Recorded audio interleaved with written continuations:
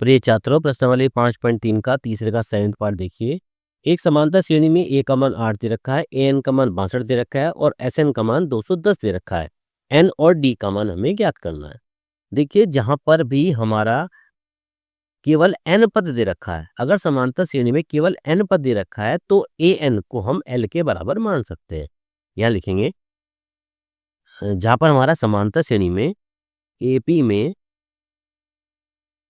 केवल एन पद है, अगर केवल एन पद दिए हों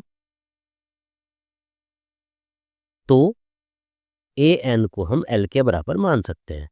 ये हमारा फॉर्मूला बन जाएगा। देखिए, हर जगह एन पद दे रखा है, कोई भी मान नहीं दे रखा, तो ये हमारा फॉर्मूला बनता है।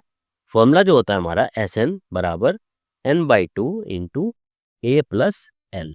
ये वाला हमारा यहाँ पर फॉर्मूला लगाया जाएगा।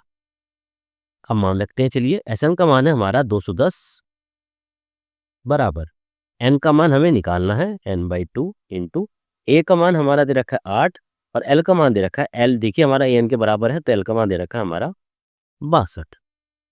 तो इसको इधर गुना कर दीजिए, इसको लिख सकते हैं 210 गुना 2 बराबर एन गुना 65 और 8 70। तो यहाँ से एन का हमें मान निकालना है। तो एन बराबर किसे क्या लिख सकते हैं, यहाँ लिखेंगे 210 गुना 2 बटे 70।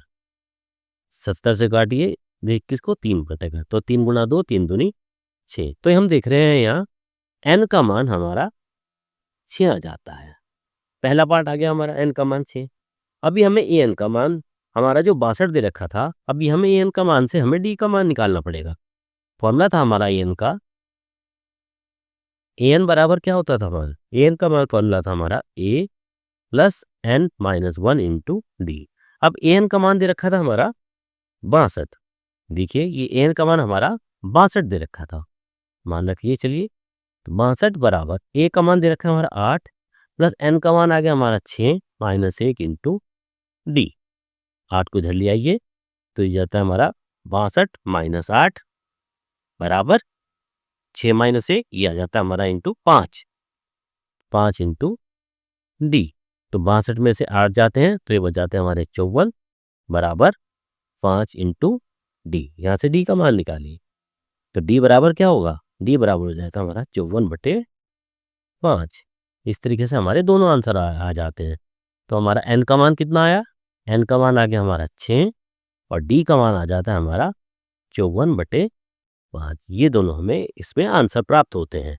2 मान निकालने थे, एक एन का मान निकालना था और एक डी का मान निकालना था। इस तरीके से प्रश्नावली 5.3 का तीसरे का 7वां पार्ट पूरा हो जाता है।